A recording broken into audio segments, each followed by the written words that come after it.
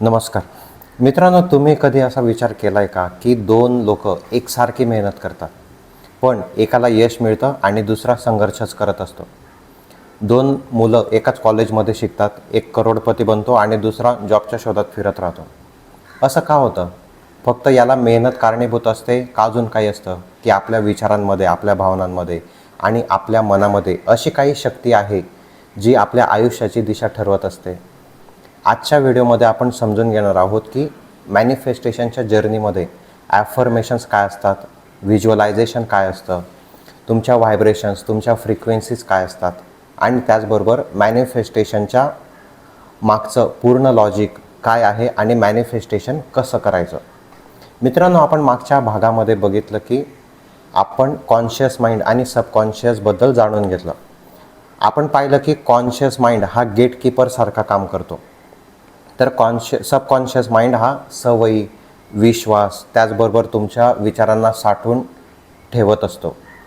पण आता खूप मोठा प्रश्न पडतो की जर सबकॉन्शियस माइंड इतका पॉवरफुल आहे, इतका शक्तिशाली आहे, तर त्याला आपण आपल्या कामासाठी, आपल्या फायद्यासाठी प्रोग्राम करू शकतो का?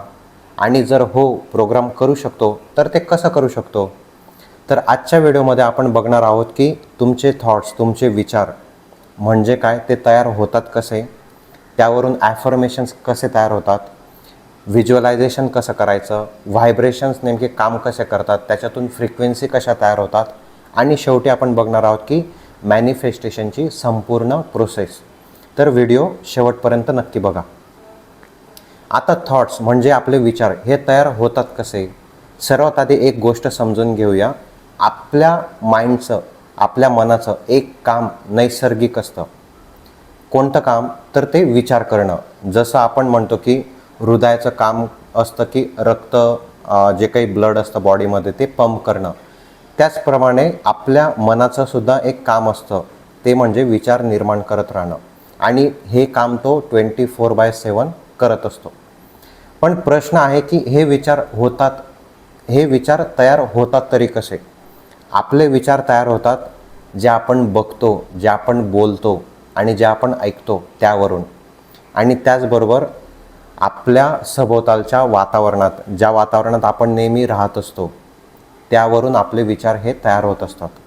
म्हणूनच म्हणतात की बुरा ना देखो, बुरा ना बोलो, बुरा ना सुनो. कारण इनपुट बदलला की तुमचे थॉट्स, तुमचे विचार हे बदलत असतात. आता तुमचे विचार निर्माण करण्यासाठी, आपले विचार निर्माण करण्यासाठी अजून एक गोष्ट खूप कारणीभूत ठरते, ती म्हणजे तुमचे शब्द.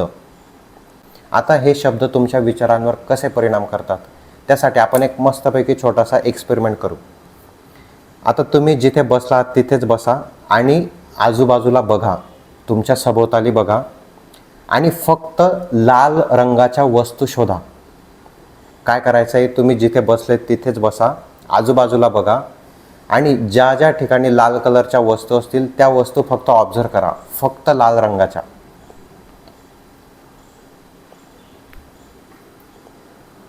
झालं? आता डोळे बंद करा आणि मला सांगा की हिरव्या रंगाच्या किती वस्तू तुम्ही बघितल्या? हिरव्या रंगाच्या किती वस्तू तुम्ही बघितल्या? आठवत आहे का? नाही ना आठवत? जरी आठवत असेल तरी 1-2 वस्तू दिसत असतील, त्याच्यावरून जास्त दिसत नसतील. पण लाल रंगाच्या वस्तू मात्र तुम्हाला लगेच कॅप्चर होत असतील. का? असं का होतं? याचं कारण माहिती आहे असं का होतं? कारण मी तुमच्या माइंडला, तुमच्या मनाला मी आधीच इन्स्ट्रक्शन दिली होती की फक्त लाल रंग शोधायचा आहे. मी काय केलं तर मी फक्त शब्द वापरले, लाल रंग, आणि तुमच्या माइंडने त्या गोष्टीवर फोकस करायला सुरुवात केली. डोळ्यांना बाकीच्या कलरच्या वस्तू दिसत होत्या, परंतु तुमच्या माइंडने फोकस केला तो फक्त लाल कलरच्या वस्तूंवर. मित्रांनो, हाच असतो तुमचा कॉन्शियस माइंड. ते ज्या गोष्टीवर फोकस करतं तीच गोष्ट तुम्हाला दिसायला लागते. आता इथेच सुरू होतात तुमचे ॲफर्मेशन्स. आता ॲफर्मेशन्स नेमके काय? तर ॲफर्मेशन्स म्हणजे तुम्ही सतत तुमच्याशी काही पॉझिटिव्ह शब्द बोलत असतात, त्याला आपण ॲफर्मेशन्स बोलतो. आता विचार हे शब्दांमधून तयार होतात. आणि जर तुम्ही सतत तेच शब्द परत परत रिपीट करत असाल, परत परत म्हणत असाल, तर त्या प्रकारचे रिझल्ट्स तुम्हाला आजूबाजूला दिसायला लागतात. जर तुम्ही स्वतःला सतत म्हणत असाल की यार खूप बोर होत आहे, माझ्याकडून होणार नाही, मी अजिबात नशीबवान नाही आहे, माझं नशीबच खराब आहे, नेहमी माझ्यासोबत असं होतं, तर तुमचं माइंड त्याच गोष्टींवर फोकस करायला लागतं आणि तुम्हाला रिझल्टसुद्धा त्याच प्रकारचे मिळतात. आणि हळूहळू ते विचार तुमच्या बिलीफ सिस्टीमचा भाग बनायला सुरुवात होते. पण जर त्याऐवजी तुम्ही म्हणायला सुरुवात केली की मी रोज प्रगती करत आहे, मी हेल्दी आहे, मी वेल्दी आहे, माझे कामं पटकन होतात, आणि तुम्ही त्या गोष्टींवर बिलीव्ह करायला सुरुवात केली, तर त्या विचारांनी तुमच्या आयुष्याची दिशा पूर्णपणे चेंज होऊ शकते आणि चेंज होतेच. यालाच म्हणतात पॉझिटिव्ह ॲफर्मेशन. आता ॲफर्मेशन बोलण्याचे 3 नियम आहेत. रूल नंबर पहिला, नियम नंबर 1, नेहमी पॉझिटिव्ह बोला. उदाहरणार्थ, तुम्हाला समजा तुमच्यावर एखादी कर्ज असेल आणि त्या कर्जातून तुम्हाला मुक्त व्हायचं असेल, तर ॲफर्मेशन बोलताना असं नका बोलू की मला कर्ज नको आहे किंवा मला कर्जातून मुक्त व्हायचं आहे. निगेटिव्ह शब्द वापरू नका. इथे निगेटिव्ह शब्द काय आहे, तर तुमचा इथे निगेटिव्ह शब्द आहे तो म्हणजे कर्ज, जे तुम्हाला नको आहे. त्यामुळे तो शब्द तुमच्या ॲफर्मेशन्समध्ये येऊ द्यायचा नाही.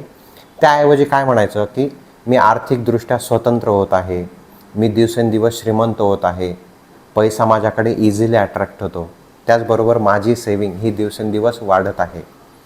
एकदा का तुमची सेविंग वाढली की कर्जातून आपोआप तुम्ही मुक्त व्हाल. यालाच म्हणतात पॉझिटिव्ह ॲफर्मेशन्स. नियम नंबर 2 ॲफर्मेशनचा. ॲफर्मेशन्स हे नेहमी प्रेझेंट टेन्समध्ये म्हणायचे. मी श्रीमंत होणार आहे, हे फ्युचरिस्टिक बोलण्याऐवजी मी आर्थिक प्रगती करत आहे, मी दिवसेंदिवस श्रीमंत होत आहे, अशा प्रकारे प्रेझेंट टेन्समध्ये ॲफर्मेशन्स बोलायचे. आणि रूल नंबर 3, ॲफर्मेशन बोलत असताना त्याला तुमची फिलिंग जोडा, तुमच्या भावना जोडा. फक्त शब्द बोलून फायदा नाही, ते अनुभवण्याचा प्रयत्न करा. समजा आता तुम्ही श्रीमंत होण्यासाठी काही ॲफर्मेशन्स बोलतात, तर श्रीमंत झाल्यानंतर तुम्हाला जे फील होईल ना, ते तुम्ही फील करा. कारण सबकॉन्शियसला शब्द कळत नाहीत, त्याला कळतात फक्त तुमच्या फिलिंग्स. म्हणून फिलिंग्स असणं हे खूप गरजेचं आहे. मॅनिफेस्टेशनमध्ये फिलिंगला खूप महत्त्व दिलं जातं. कारण समजा तुम्ही म्हणत आहात मी यशस्वी आहे, मी समृद्ध आहे, पण तुमच्या आतमध्ये त्याबद्दल शंका आहे, ताणतणाव आहे, तर यावेळी तुमचं लक्ष हे कुठे जातं? यशावर, पैशावर की ताणतणावावर, जी मनात शंका आहे त्याच्यावर? ऑफकोर्स जी मनात शंका आहे, मनात जी भीती आहे त्याच्यावरच जाईल. म्हणूनच म्हणतात की जशी फिलिंग तसेच रिझल्ट्स. कारण तुमचं सबकॉन्शियस माइंड तुमचे शब्द समजत नाही, त्याला कळतात त्या फक्त तुमच्या भावना, तुमच्या फिलिंग्स. म्हणूनच ॲफर्मेशन्स बोलताना त्याला फिलिंग जोडा. आता जर तुम्हाला ॲफर्मेशन्सबद्दल क्लॅरिटी मिळाली असेल, पॉझिटिव्ह ॲफर्मेशन्स कसे तयार करायचे, कसं बोलायचं, तर कमेंटमध्ये नक्की सांगा. आता पुढचा भाग आहे व्हिज्युअलायझेशन. व्हिज्युअलायझेशन म्हणजे काय? आता समजा तुम्हाला 4 व्हीलर घ्यायची. आता तुम्ही म्हटलं की मला 4 व्हीलर पाहिजे, 4 व्हीलर पाहिजे. तुम्हाला हातगाडी दिली चालणार आहे का? नाही ना. तर मग व्हिज्युअलायझेशन करताना प्रॉपर व्हिज्युअलायझेशन करायचं, क्लिअर इंटेन्शन ठेवायचं. समजा तुम्हाला 4 व्हीलर घ्यायची आहे, तर कोणती 4 व्हीलर घ्यायची आहे, त्याचा कलर कोणता पाहिजे. समजा तुम्हाला BMW X7 घ्यायची, तर फक्त मला BMW पाहिजे, मला BMW पाहिजे असं चालणार आहे का? तर नाही. तर त्याऐवजी काय करायचं, डोळे बंद करायचे आणि स्वतःला त्या परिस्थितीत बघा. कल्पना करा की तुम्ही BMWच्या शोरूममध्ये गेलेले आहात. तुमच्यासमोर एक गाडी झाकलेली आहे, तिला रिबिन वगैरे बांधलेली आहे. तुमच्यासोबत तुमची फॅमिली आहे, तुमचे फ्रेंड्स आहेत, तुमचे जवळचे नातेवाईक आहेत, आणि त्या गाडीची चावी तुमच्या हातात दिली जाते. नंतर ते रिबिन वगैरे तुम्ही कापतायत आणि मग ती गाडी बाहेर येते. तिच्यावर लिहिलेलं राहतं व्हाईट कलरची BMW X7, असं व्हाईट कलरची गाडी असते, BMW X7 असं लिहिलेलं असतं. तुमच्या हातात त्या गाडीची चावी आहे. तुमची फॅमिली तुमच्यावर प्राऊड फील करत आहे. तुमचे मित्र तुम्हाला म्हणत आहे की यार काय जबरदस्त गाडी घेतली. तुम्ही फोटो काढत आहात, तुम्ही आनंदी आहात. हे फील करा, हे इमॅजिन करा, हे व्हिज्युअलाइज करा आणि ते तुम्ही फील करा. जितकं तुम्ही व्हिज्युअलायझेशन स्पष्ट कराल तितकं फिलिंग तुम्हाला प्रॉपर येईल आणि रिझल्ट त्या प्रकारे तुम्हाला मिळतील. आता इथून सुरुवात होते फिलिंगची. आता आपण बघितलं की फिलिंग म्हणजे नेमकं काय. आता फिलिंगवरून काय तयार होतात, तर फिलिंगवरून तयार होतात तुमचे व्हायब्रेशन्स. आता व्हायब्रेशन्स म्हणजे नेमकं काय, तर मॅनिफेस्टेशनच्या भाषेमध्ये व्हायब्रेशन्स म्हणजे तुमची इमोशनल स्टेट, तुमची भावनिक अवस्था. जेव्हा तुम्ही आनंदी असता, उत्साही असता, फ्रेश असता, ग्रॅटिट्यूड फील करतात, कॉन्फिडंट असतात, त्यावेळेस तुम्ही हाय व्हायब्रेशन स्टेटमध्ये असतात. आणि जेव्हा तुम्ही ताणतणावात असतात, टेन्शनमध्ये असतात, भीतीमध्ये असतात, तेव्हा तुम्ही लो व्हायब्रेशनमध्ये व्हायब्रेट करत असतात. मग आता हाय व्हायब्रेशन स्टेटमध्ये राहण्यासाठी आपण नेमकं काय केलं पाहिजे, तर त्यासाठी मी सांगितल्याप्रमाणे पहिली गोष्ट पॉझिटिव्ह ॲफर्मेशन्स म्हणायचे, प्रॉपर इंटेन्शनली व्हिज्युअलाइज करायचं, ज्यामुळे तुमच्या भावना ह्या प्रॉपर स्ट्रॉंग होतील, प्रॉपरली तयार होतील आणि तुम्ही आपोआप हाय व्हायब्रेशन स्टेटमध्ये पोहोचायला तुम्हाला ते मदत करेल.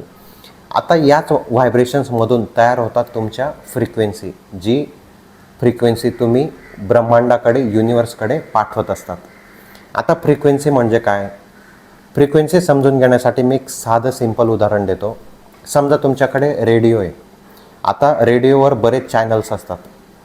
जर तुम्हाला 93.5 रेड FM लावायचा असेल तर तुम्ही काय करतात, तो रोटेटर फिरवता आणि 93.5 FMवर तुम्ही तो ट्यून करतात आणि एकदा का ट्यून झाला की त्या प्रकारचे त्या चॅनलवरचे गाणे तुम्हाला ऐकायला मिळतात.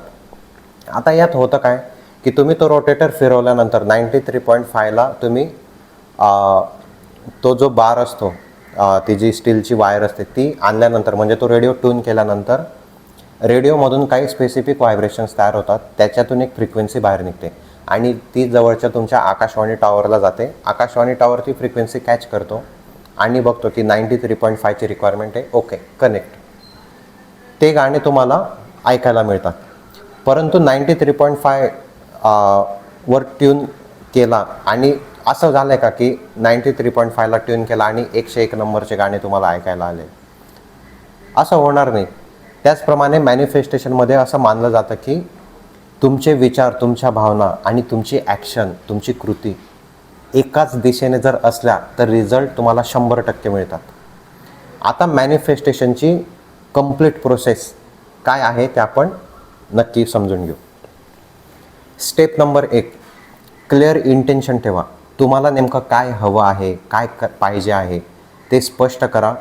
आता तुम्हाला 4 व्हीलर घ्यायची असेल तर ती गाडी कोणती घ्यायची, कोणत्या कलरची घ्यायची, तिचा नंबर कोणता पाहिजे हे सुद्धा स्पष्ट करा. म्हणूनच म्हणतो की क्लिअर इंटेन्शन ठेवा. ही झाली पहिली स्टेप. दुसरी स्टेप आहे पॉझिटिव्ह ॲफर्मेशन्स. पॉझिटिव्ह ॲफर्मेशन्स, तुमचे जे इंटेन्शन आहेत त्यावरून तुमचे पॉझिटिव्ह ॲफर्मेशन्स तयार करा आणि ते डेली म्हणत राहा, ते रोज रिपीट करा.